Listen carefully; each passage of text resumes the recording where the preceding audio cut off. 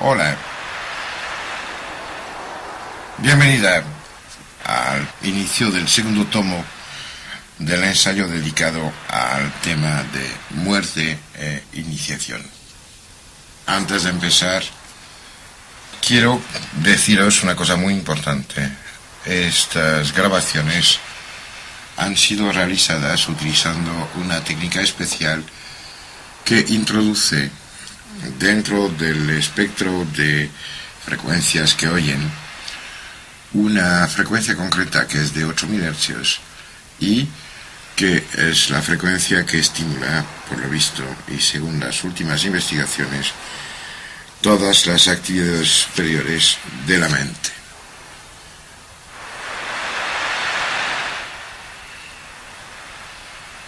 Frente al resto de los miembros de la gran comunidad de lo vivo, el hombre resulta ser un fenómeno atípico. A pesar de las muchas comparaciones biológicas hechas entre el cerebro humano y el de otras especies, no hay realmente nada que permita realmente explicar el porqué de la aparición del pensamiento. Claro está que siempre nos encontramos, menos en entes biológicas muy bajas en la gran escalera de la evolución. No nos encontramos nunca con casos en los cuales el receptor dedicado a la gran conciencia cósmica no esté protegido, encerrado en una caja fija que realmente tendríamos que mirar con bastante atención para empezar a entender lo que pasa.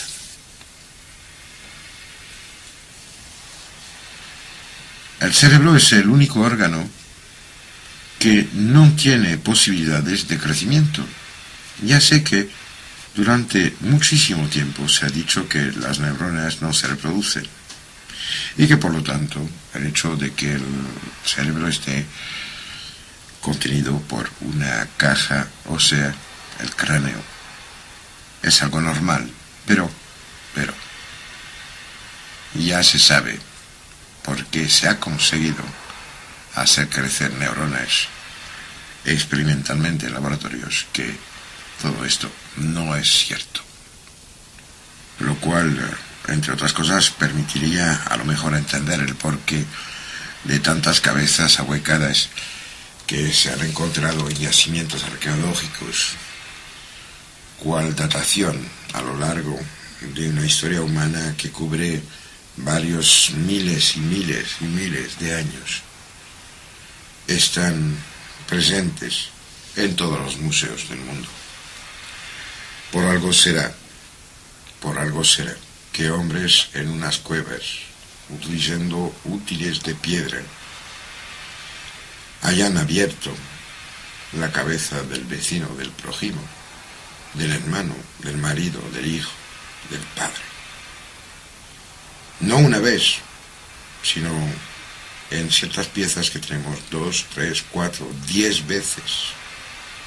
No murió el paciente, ya que se puede ver sobre la calavera de la cual disponemos que sobrevivió a la operación. Algún motivo hay, alguna cosa. En mi biblioteca, delante de los libros que más quiero, hay una pequeña pieza de esteatita en la cual se ve un personaje simbólico con un pájaro que le pica la cabeza. Debajo de este personaje existe una representación extraña, que es un dibujo lineal, conocido desde unos pocos años por unas cuantas personas un poco curiosas, y que parece ser que representa un diablo, el diablo Pazuzu.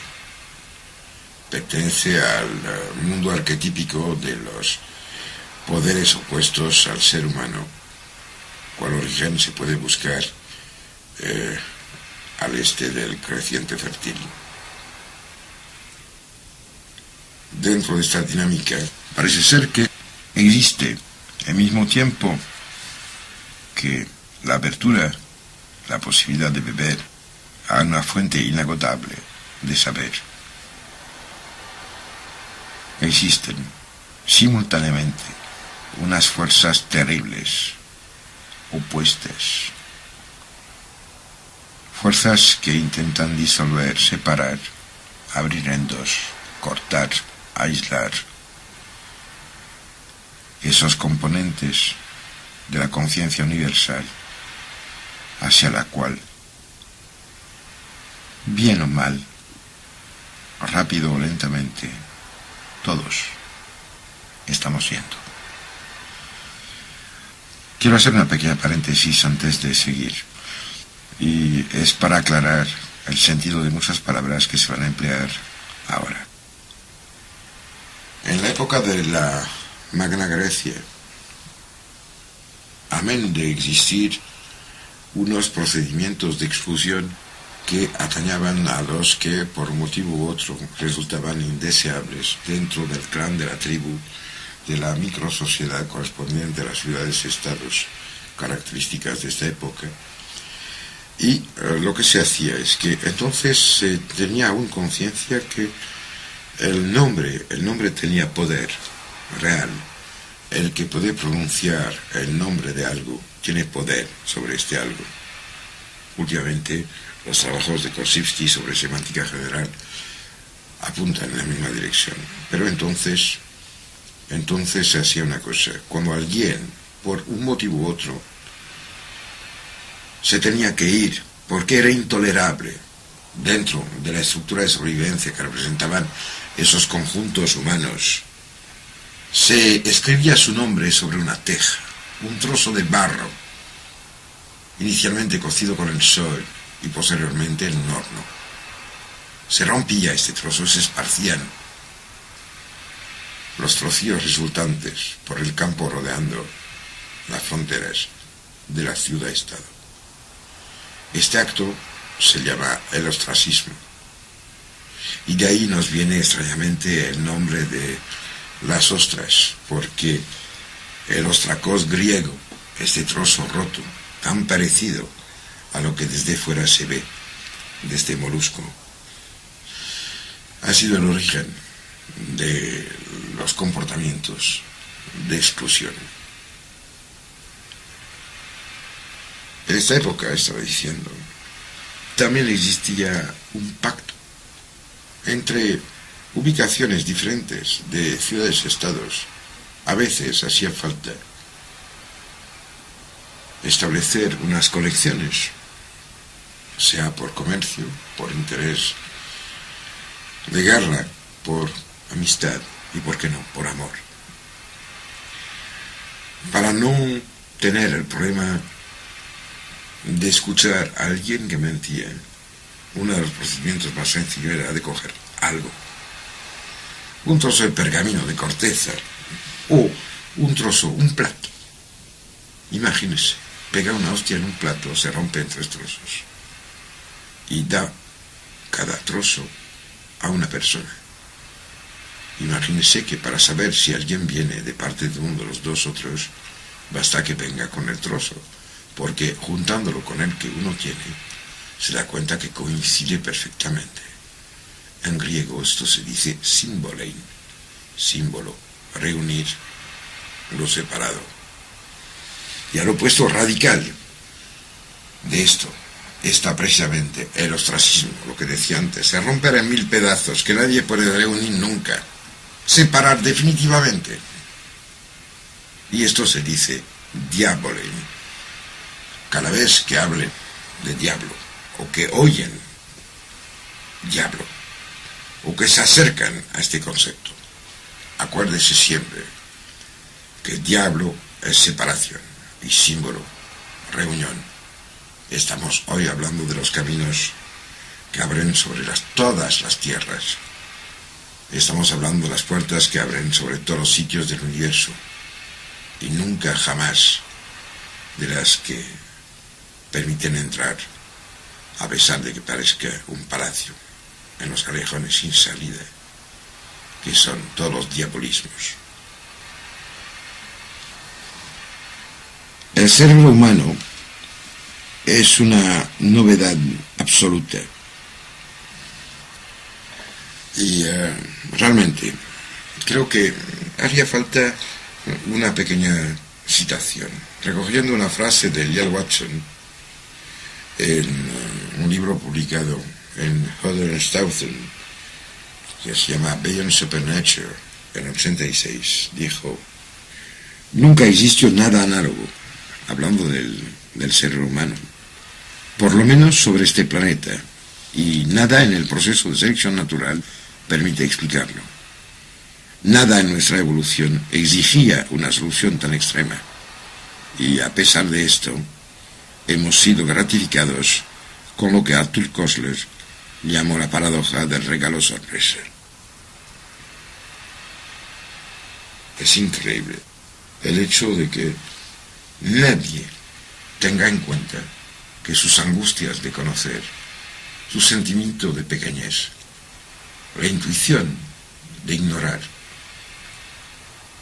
depende, en primer grado, de la capacidad opuesta.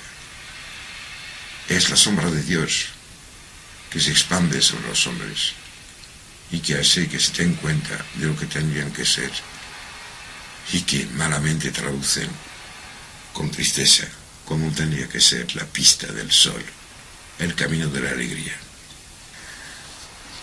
Volviendo al tema inicial de este ensayo, las catástrofes que provocaron esta adaptación prodigiosa que moldeó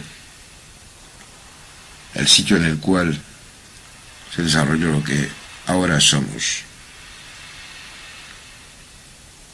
Es importante decir que al plantear el posible origen traumático de lo que acabaría siendo el instrumento biológico, el soporte de la conciencia, esto acarreó una infinidad de consecuencias, una infinidad. Claro, es probable que nunca lleguemos a saber cuáles fueron realmente las condiciones concretas cumplidas por el cerebro prehomínido, sus características, para que el sobrevivir a esta situación de peligro absoluto desencadene, permite, obligue a que aparezcan los procesos que desde entonces soportan y permiten la actividad mental, la conciencia, la creatividad, la imaginación.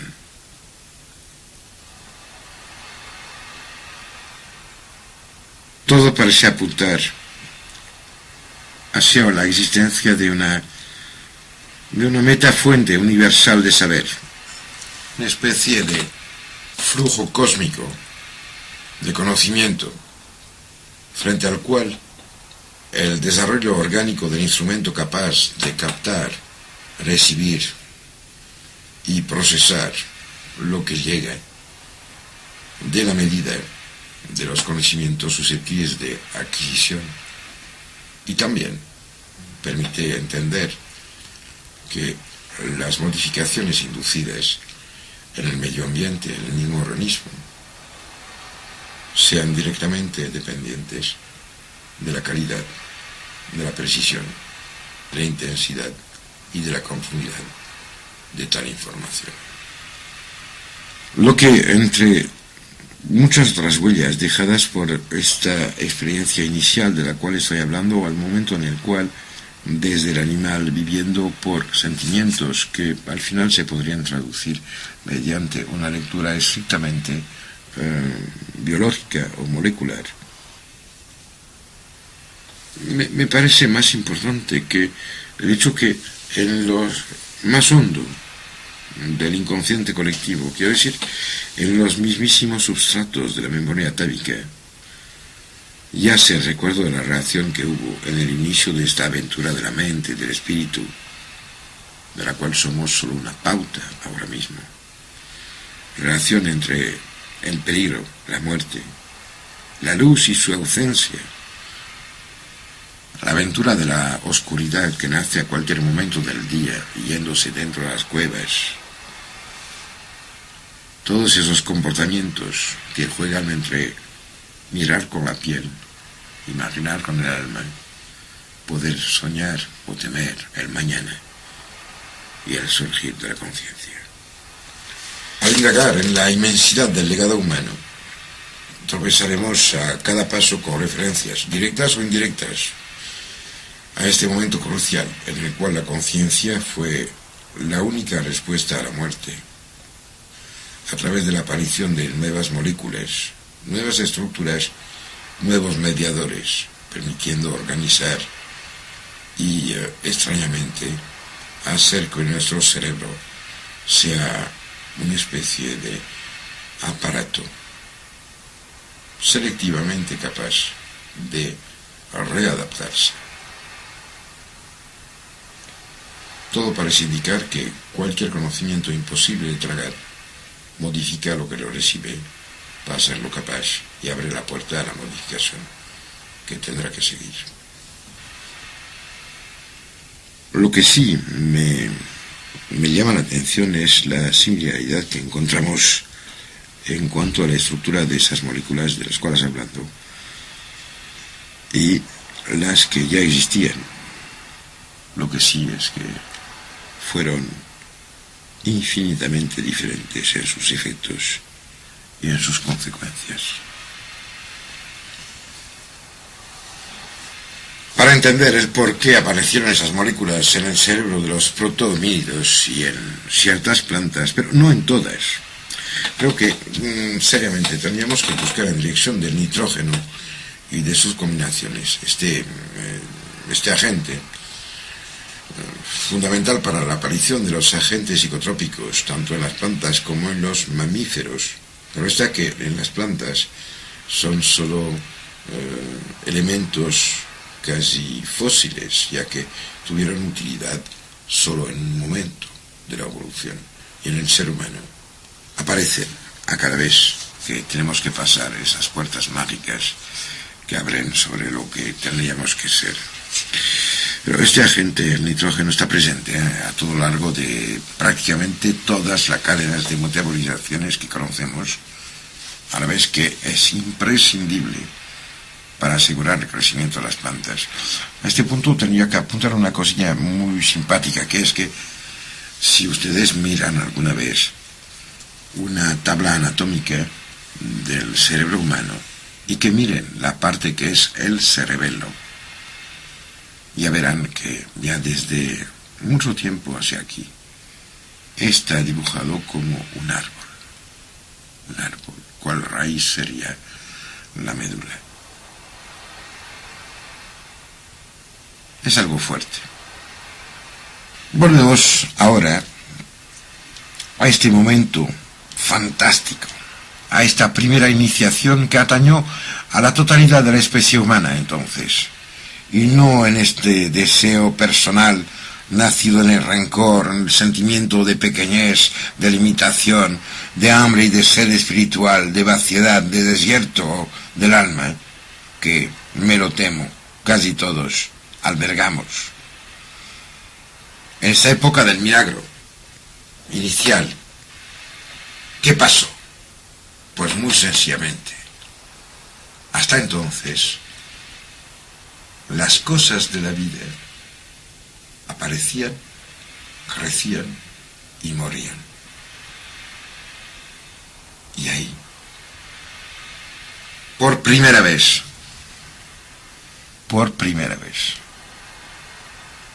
hubo unos que se murieron y volvieron a vivir. O sea que todos morimos, pero parece ser que desde la gran noche, la noche de las noches, unos cuantos mueren varias veces y reviven.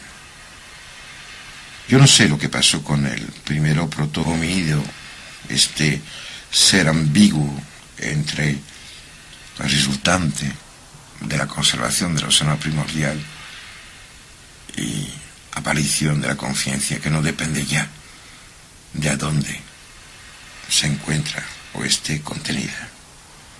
¿Qué pasó con este primer abuelo, padre fundador, que volvió en sí después de conectar con la fuente eterna de luz, de amor y de sabiduría. ¿Qué pasó ahí? ¿Qué encuentro increíble tuvo con esta fuente, cual cara nadie conoce ni puede imaginar antes de acercarse a ella por el primer beso de eternidad? Entonces nació el concepto de Dios, que fue evidentemente la diferencia entre el proyecto y la obra acabada. No os puedo decir exactamente, ni creo que nadie tenga datos que permita saber si el cariz de esta experiencia fue un espanto o un éxtasis. Lo que sí es cierto es que hoy día, ahora, estamos asistiendo a una proliferación inimaginable de trabajos referente a los casos de muerte aparente y a las experiencias vividas por las personas que han vivido tales aventuras. El contenido de sus relaciones pone casi en juicio tanto a nuestro mundo mirado en su globalidad como a lo que hace que estemos vivos, teniendo cada uno una historia y utilizando permanentemente una imagen del mundo que es al final mucho más hecho de una salsa fabricada a base de nuestros miedos y deseos que con el cemento prodigioso de la realidad. No hace falta recordar a nadie, y espero que a ninguno de ustedes, los innumerables libros sobre este tema, que sean los más conocidos del Dr. Moody o de Thelma Moss, añadiéndole el sinfín de publicaciones de otros investigadores, honestos o no. Al respecto, al final, creo que los que mienten solo son capaces de mentir copiando la verdad, en este campo concretamente, con lo cual, por una vez, no me cabrearé con los que mienten. Antes de acabar, dos datos importantes. En un informe hecho por la empresa Gallup en Estados Unidos, trabajo repetido 4 veces en los últimos 10 años, ha salido una media matemática que dice que 3 americanos de cada 10 han tenido alguna que otra experiencia cercana a la muerte. En cuanto a mí, sobre las decenas de miles de personas con las cuales he hablado en los 30 últimos años, la proporción es incluso mayor de los que han vivido de una u otra manera esta experiencia en la cual, al perder la limitación egoísta de su persona, se han acercado a la luz prodigiosa y eterna del gran ser del cual creo que somos solo salpicados en un momentito pequeño de una historia gigante. Hoy día la información circula, pero tenga cuidado. Si lo que reciben lo encierran, morirá. Para que las cosas, los conocimientos y la vida tenga historia y tenga tiempo, hay que abrir las puertas, todas las puertas, sin ninguna excepción.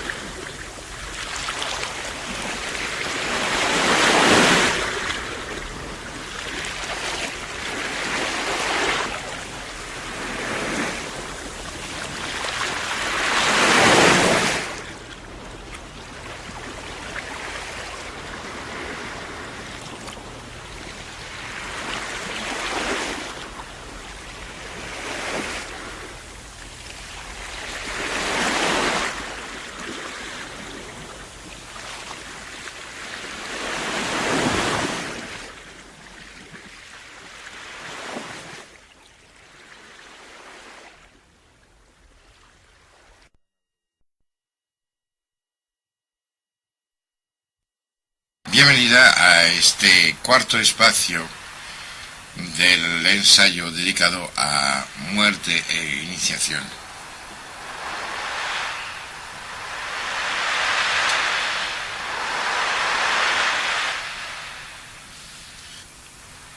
Estamos hablando de la infinidad de casos últimamente reconocidos y estudiados de fenomenologías cercanas a la muerte. Claro está que bien se podría decir que si vuelven es que no habían muerto. Sin embargo, nos tenemos que referir a lo que pasó en los albores de lo que es la conciencia personal, histórica, ritual, iniciática de nuestra época. Nació en el momento en el cual, en grupos muy pequeños, digo muy pequeños porque es que es cierto, imagínense que esto empieza a existir al final de la última época glacial, o sea, la última glaciación de Burn. Cuando hay una época de glaciación en este planeta, no hay agua. Quiero decir que casi toda el agua atmosférica está cogida, condensada, encarcelada en el hielo, la nieve. En épocas glaciales, el aire está seco. No hay ríos, solo hay desiertos y hielos. La humanidad, que ya había pasado desde tiempo, tranquilícese, esta gran hazaña de la catástrofe cósmica que provocó la aparición de la conciencia. En esta época, evidentemente, no se podía vivir ni en el hielo, porque era mucho más frío que todo lo que conocemos ahora como temperaturas extremas. Y tampoco podían vivir en las zonas secas porque eran desiertos temibles, azotados por vientos infernales, capaces de acabar con cualquier coraza de piel, cualquier cobijo y cualquier resistencia. ¿Dónde estaban entonces nuestros ancestros? ¿Y qué hacían para poder mantenerse en vida sin recaer en un estado de inconsciencia parecido al que era el suyo antes de la noche de las noches? Y aquí una paréntesis. Fue probablemente entonces que empezó a desarrollarse la capacidad de actuar de manera interactiva con la materia, el inicio de esas facultades psicocinéticas que fueron casi imprescindibles entonces. Fin de la paréntesis. Estaba diciendo que en la época en la cual la humanidad está desarrollando los primeros rituales, donde se cuenta que los rituales son una huella de experiencias tenidas por gente que no ha seguido ningún tipo de plan, ningún tipo de proyecto inicial, ningún tipo de conformación, ¿no? No son fieles a nada, son heréticos totales, son ajenos al conocimiento vigente, son extraños al poderío de las cosas que tienen que ser.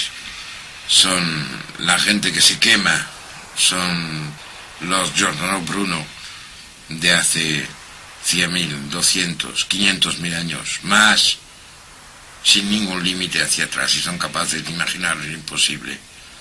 Llámeme, porque aún ahora no he encontrado a nadie capaz de soñar lo que no podría ser. En esos entonces, ¿qué pasaba? Pasaba que el frente de los glaciares, retrocediendo cada día, cada año, iba haciendo nacer en las tierras de sedimentación unas cuevas.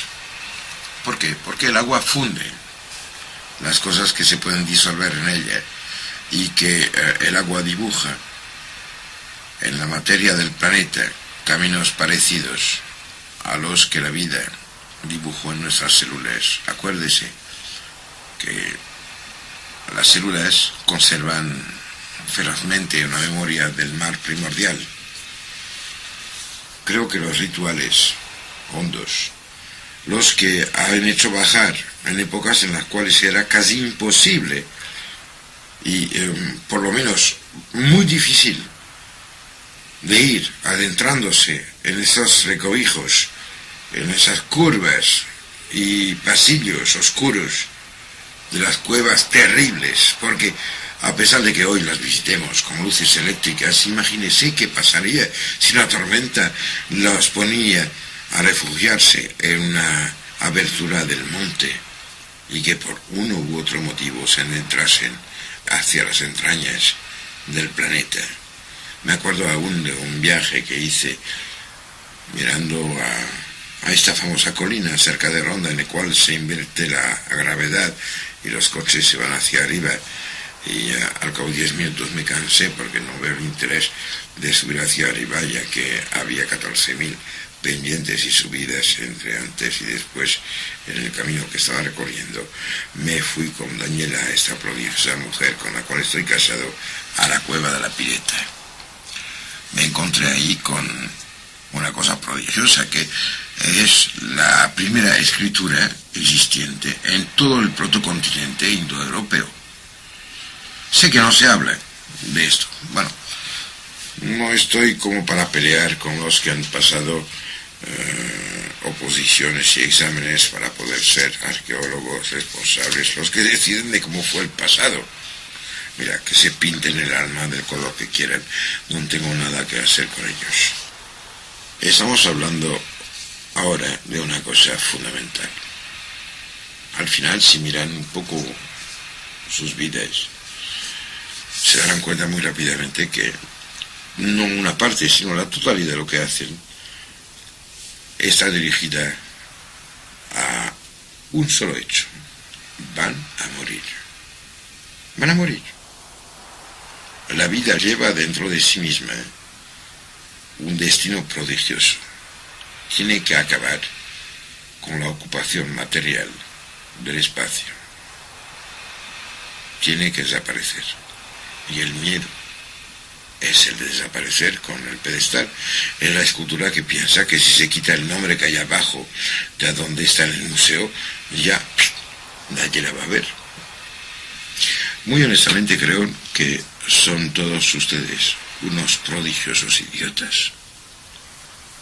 Realmente.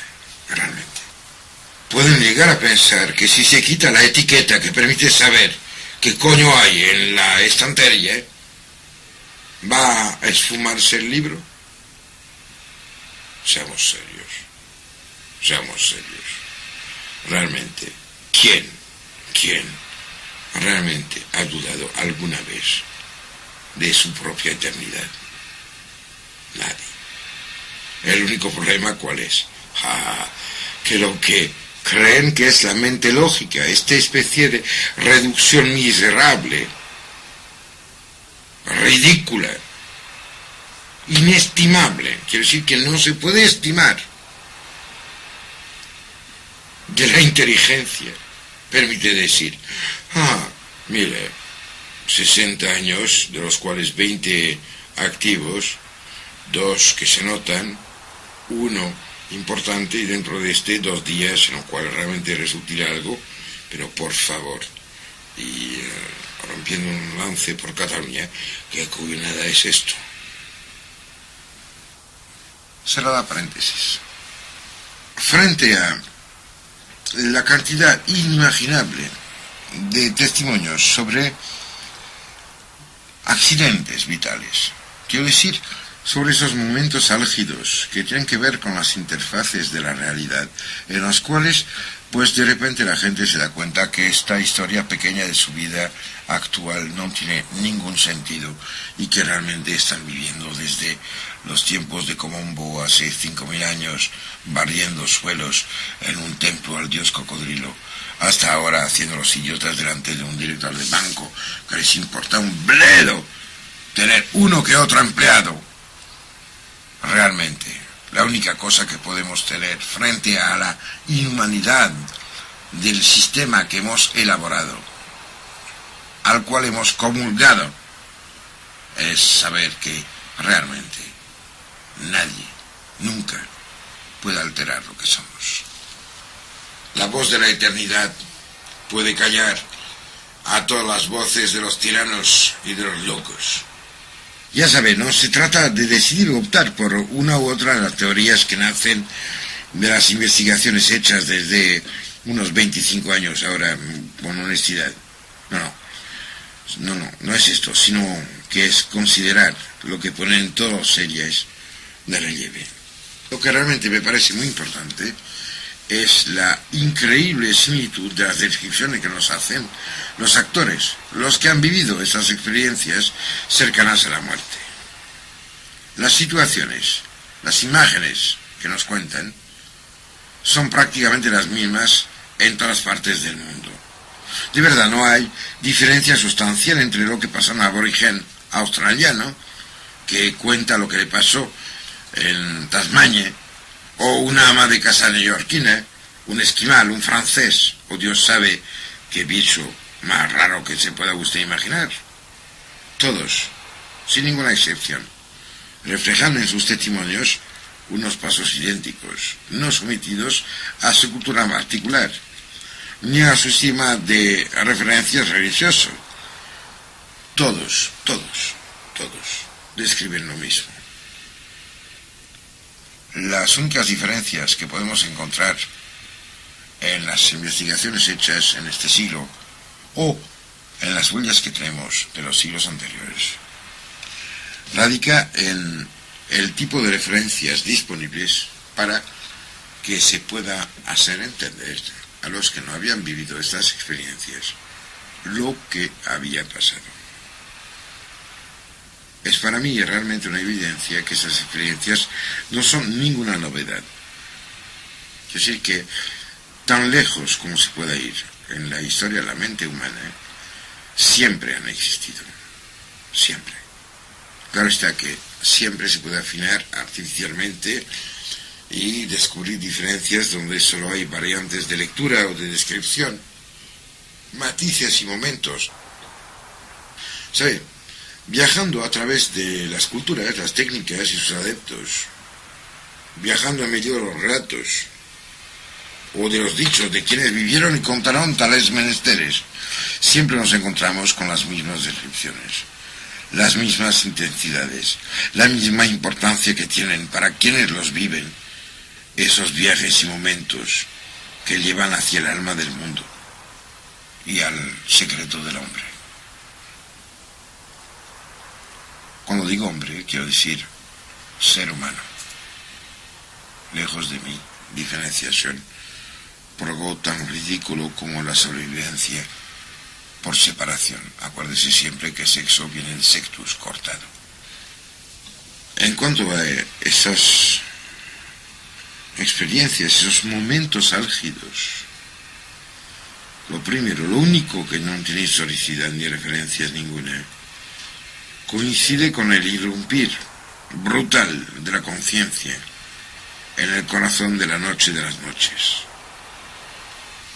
Enfrentado a una carencia del universo, una ausencia de los datos habituales de referencia, enfrentado al aislamiento sensorial, el conjunto mente, conciencia, cerebro elaboró unos sistemas de diferencias y de supervivencia muy parecidos a los que realmente aparecieron en esas plantas que escogieron que, en vez de ser gigantes, querían seguir viviendo. Entonces, unas sustancias nuevas aparecieron, dando nacimiento a una metaconciencia onírica, el mundo de los sueños, el mundo que podría ser y que hizo más importante de golpe la luz interior enfrentada a la luz exterior.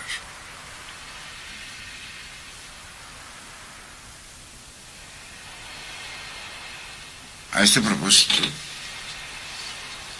quisiera apuntar que el concepto de sueño, quiero decir, el sueño con todos sus contenidos, no la ausencia del tiempo de actividad sensorial consciente, está casi exclusivamente conectado con la vista como experiencia sensorial. Quisiera apuntar también que la vista depende de la luz y que, a su vez, Las sustancias elaboradas por la EPI son fotodependientes, acuérdese. En la última síntesis estábamos hablando del increíble parecido que había entre lo que fabricamos para saber que somos y lo que las plantas hicieron para seguir siendo lo que eran. La cosa es que las plantas perdieron dimensión y nosotros ganamos conciencia.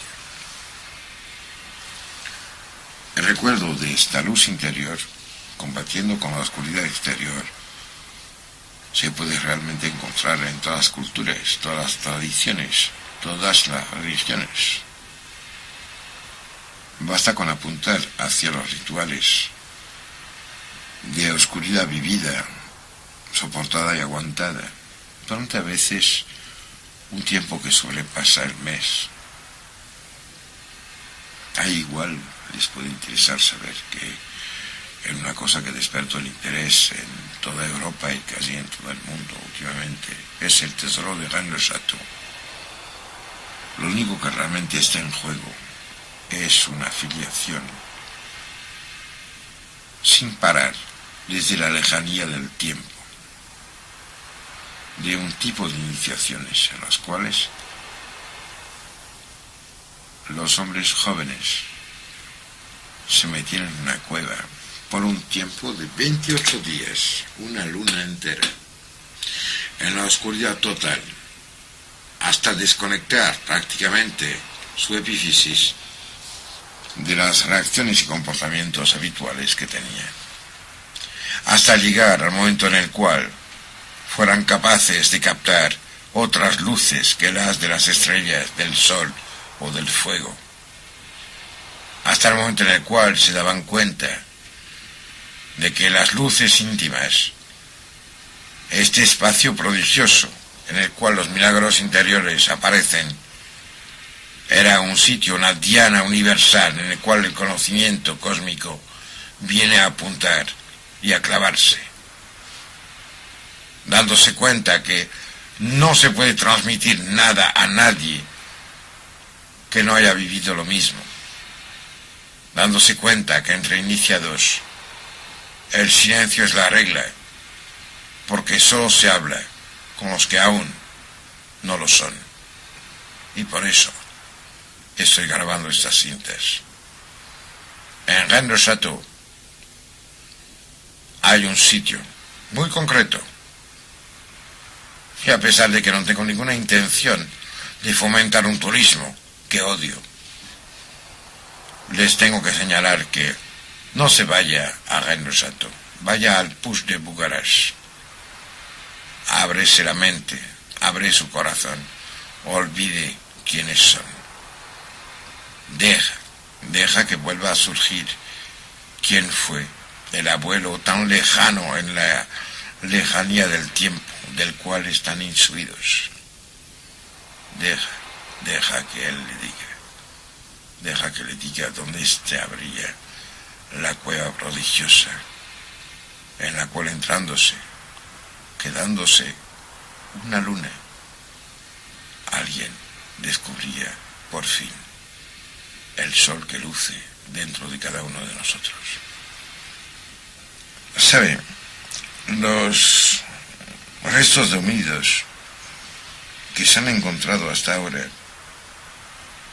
prácticamente en todas partes del mundo corresponden, por lo menos en lo que toca a los más antiguos, quiero decir, los abuelos oficiales de lo que somos, y ahí pongo todas las selvas del mundo, corresponden a zonas del planeta que conocen desde siempre una intensa actividad volcánica, lo que realmente tendría que ser algo totalmente incomprensible, porque gente que no tiene ningún otro recurso que su existencia, su capacidad de adecuarse al mundo que les rodea, ¿por qué se van a poner cerca de algo tan increíblemente peligroso, espantoso o molesto como un volcán que escupe piedras y humos, huele a azufre, quema los pies de los que se acercan a él, atrae las nubes debido al calor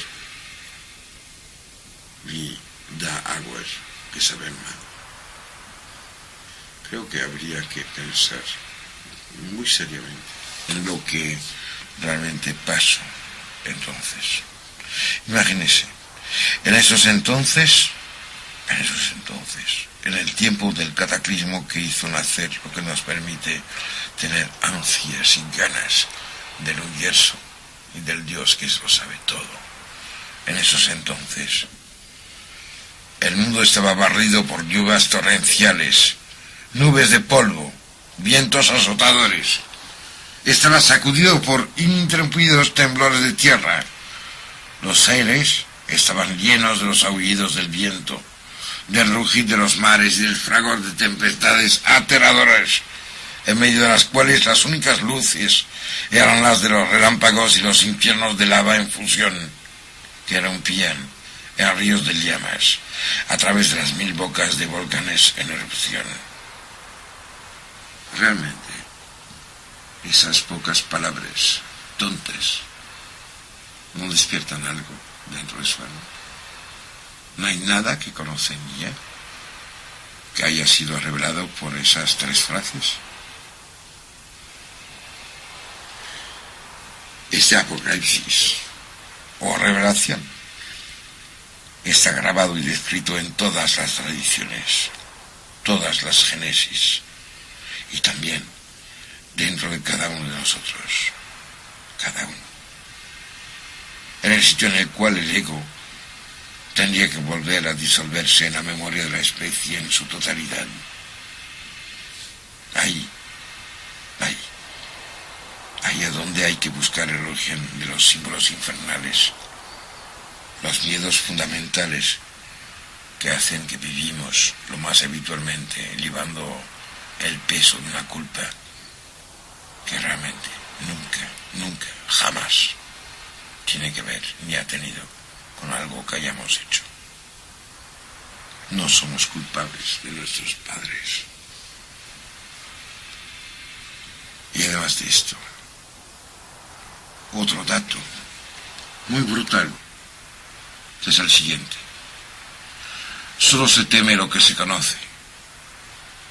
Quiero decir que todo lo que hay que resolver antes del momento cero de una iniciación quiere decir iniciar, empezar, es tratar con su propia pesadilla, el universo increíble de los miedos que llevan desde siempre. No se puede temer nada que no se pueda imaginar, y la materia que permite imaginar algo lo suficientemente claro como para poder temerlo se alimenta de recuerdos que están por debajo del límite de nuestra conciencia. Hemos sido todos muchos otros, y no lo duden y lo siento, todos los horrores, todos los dramas, las traiciones, las crueldades, las animalades, las hemos hecho, cada uno, todas, sin ninguna excepción. ¿Sabe?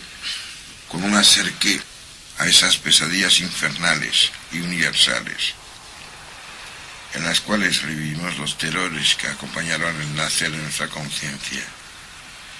La primera vez que conecté, me di cuenta de que lo que hasta entonces habían sido mis pesadillas nocturnas eran en realidad nada que tenía que ver con lo que había comido, o los gritos del vecino, la falta de dinero, o la angustia de ir en un sitio en el cual no estaba, no. Tenía que ver con esta mochila de recuerdos que nosotros llevamos siempre encima del alma. Ahí también he despierto las raíces de los ritos terribles que acompañaban los procesos iniciáticos primitivos, los cuales los ritos edulcorados, claro, en nuestra época perduran todavía en todas partes alrededor del mundo. De todas maneras, tienen que saber que no hace falta que yo diga cosas para que ustedes puedan saberlas. Basta callarse, abrirse y amar.